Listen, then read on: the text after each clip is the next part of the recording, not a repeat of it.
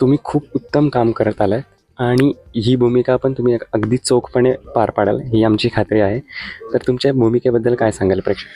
मुळात संजय हा कवी आहे, कवी मनाचा माणूस आहे. त्याला जगात काव्य दिसतं, त्याला आजूबाजूला काव्य दिसतं आणि त्या काव्याच्या आधारे तो स्वतःचं जीवन तर उत्तमरित्या जगतो, फुलवतो.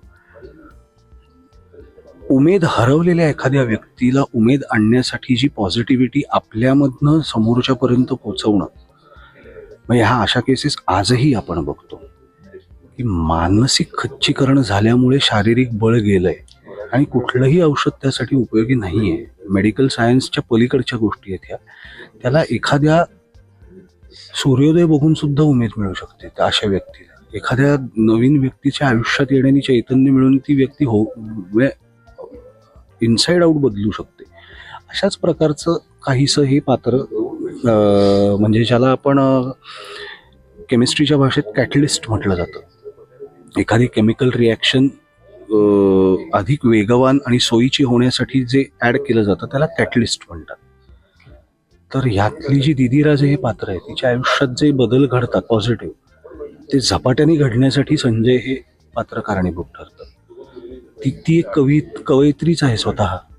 तिच्या उत्तम कविता ती करते पण त्या जगासमोरच येत नाही. आणि इतकं उत्तम कविमन असून ती मानसिकरित्या खचल्यामुळे ती खुर्चीतनं उठली नाही 10 वर्ष.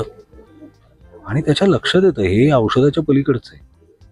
आणि तो काही येऊन उठ उठ अगं तुझ्याशिवाय जग कसं रीतय वगैरे काही नाही. तो फक्त तिला 3दा भेटतो बास. सो हे फार मला असं कोणाच्या तरी आयुष्यात बनायला खरंच आवडलं असतं.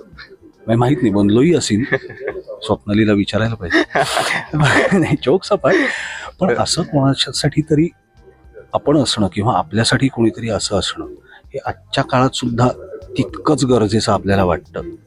आणि हे किती 70 वर्षापूर्वी ऑलरेडी लिहून झालेलं आहे. सो असं ओव्हरऑल ते पात्र आहे. अतिशय पॉझिटिव्ह, स्वतः पॉझिटिव्ह, इतरांनीही छान पॉझिटिव्ह राहणं ही गरजेचं आहे असं मानणारा आणि त्यांना तसं वागायला मदत करणारा, उद्युक्त करणारा असा संजय आहे.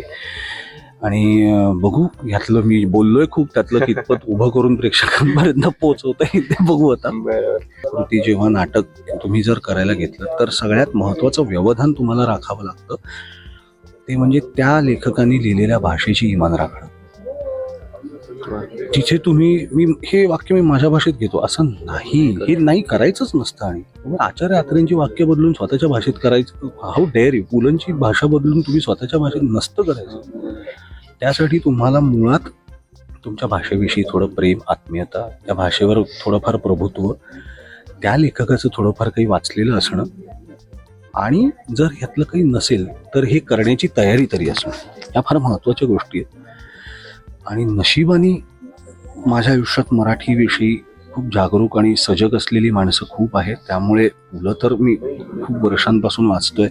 माझे एक आजोबा नेहमी म्हणतात की दर 4-1 वर्षांनी एकदा व्यक्ती आणि वल्ली, गणगोत, एकदा पुलं घ्यायचे परत वाचायला, अपूर्वाई, पूर्वरंग. दर 4 वर्षांनी एकदा मेमरी कार्ड रिफ्रेश होतं. ॲक्च्युली फ्रेश वाटतं. पुलं वाचले काही नाही, रोज नाही जमणार, पण 1-2 महिन्यातनं एकदा हरितत्या वाचून घ्या, अरे मजा येते. आणि तू बरोबर वाचाय 6 महिन्यांनी.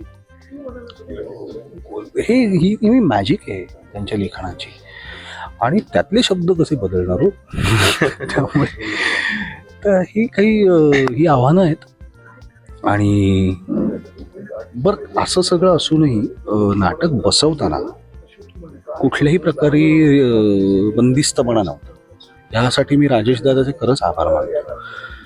पुलंचं नाटक करतोय ते जरा असंच करा वगैरे असं काही.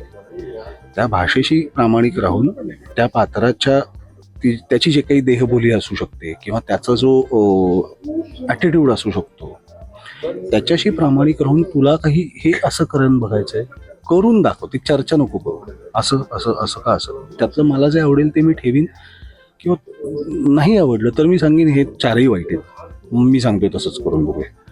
पण हा संवाद असणं केवळ जुनी एक अभिजात कलाकृती आपण पुन्हा करतोय त्यामुळे ती अशी साचेबंद त्याच पद्धतीने केली पाहिजे असं कुठलंही बंधन आमच्यावर नव्हतं आणि हे फार महत्वाचं होतं. नाहीतर कदाचित कंटाळा येऊ शकतो.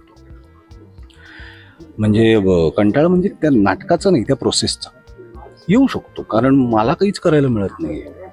मग 60 वर्षांपूर्वी झालं तेच करायचं असेल तर त्याचा व्हिडिओ बघा ना लोकांनी. तर तसं न होता कुठेतरी आमचं इनपुट सुद्धा लक्षात घेतलं जाणं हे फार महत्वाचं ठरलं आणि त्यांनी मजा अजून आली ऍक्च्युली.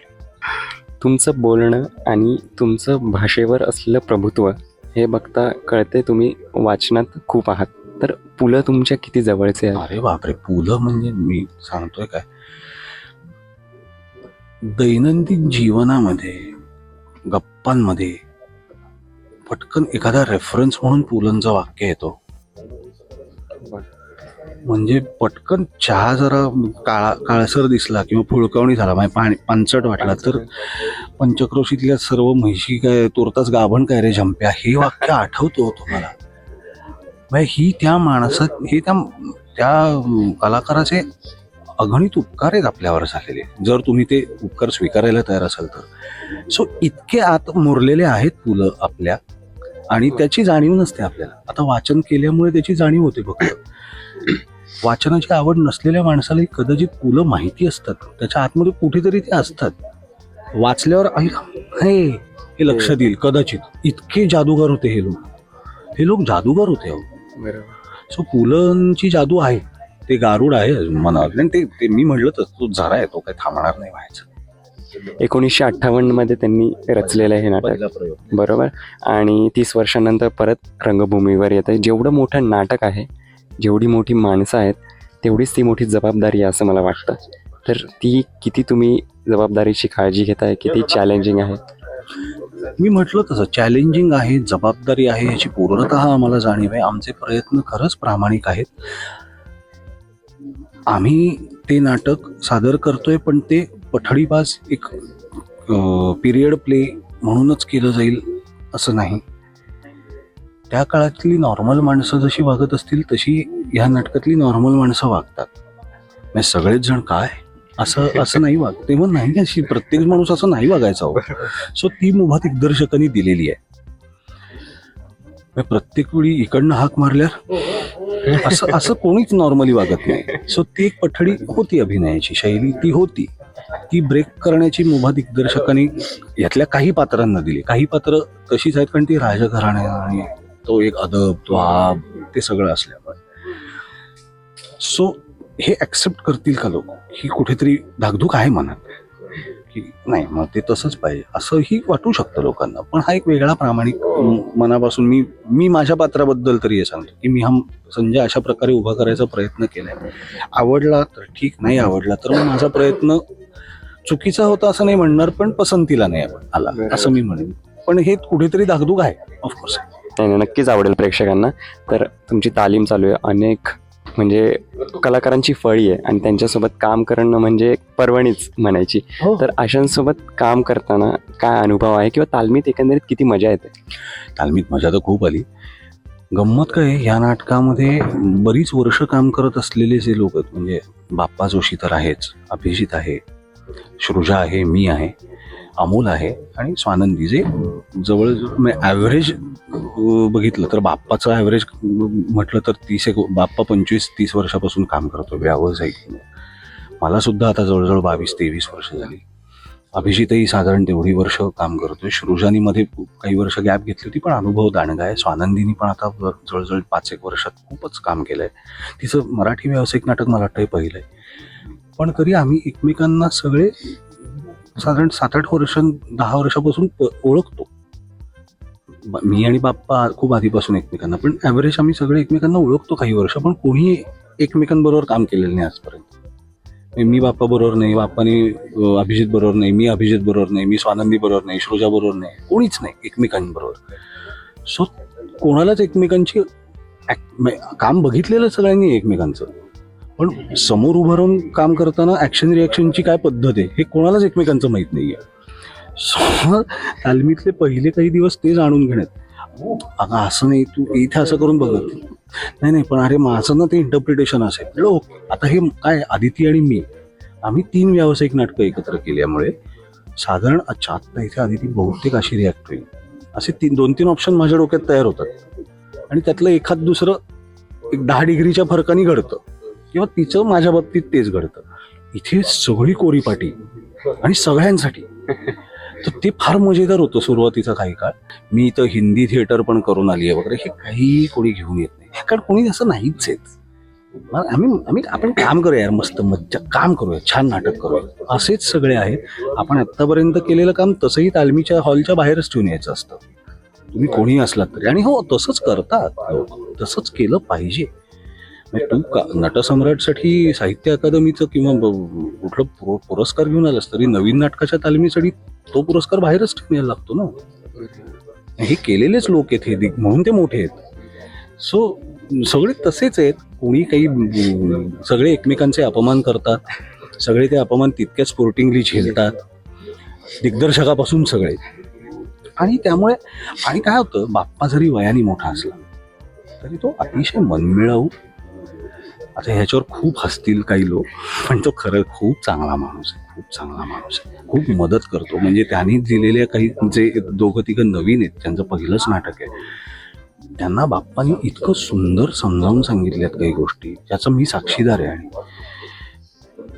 मी दिग्दर्शकांनी सांगण्याच्या पलीकडे जाऊन बाप्पानी त्यांना म्हणजे त्याला काय म्हणायचं आहे असं तर करून तर बघ ना. आणि it was such a beautiful thing to see की एक अतिशय सिनियर कलाकार जो स्वतः काही कारणामुळे आजारपणामुळे 3-3.5 वर्ष काम करत नव्हता, तो पुन्हा येतो आणि तोही उमेद घेऊन नवीन लोकांना गाईड करायचा प्रयत्न करतोय. हे इतकं सुंदर दृश्य होतं तालमींमधलं. मला एक तर माझ्या चुका सांगितल्या कोणी तर मला आवडतं उलट, नाही तर ग्रोथ कशी होणार. बाप्पा काही वाटत असेल तर सांग, मग तो सांगायचं. आणि ही प्रोसेस ही अशीच झाली, सगळे एकमेकांना हाताला धरून आम्ही आत्तापर्यंत इथे येऊन पोहोचलोय. खूप प्रामाणिक प्रयत्न करतोय.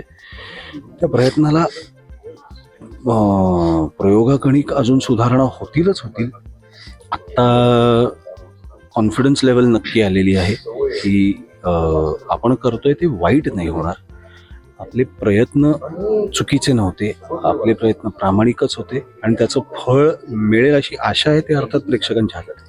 खरंच खूप मजा आली तुमच्यासोबत गप्पा मारून, आणि ऑल द बेस्ट या नाटकासाठी. जाता जाता एक प्रेक्षकांना काय आव्हान करा? आवाहन एवढंच आहे की आमचं नाटक रंगभूमीवर तुमच्या पुढे सादर होण्यासाठी सज्ज झालेलं आहे. तर तुमच्या जवळच्या नाट्यगृहात या आणि सुंदर मी होणाऱ्या या नाटकाचा आस्वाद नक्की घ्या. भेटूया.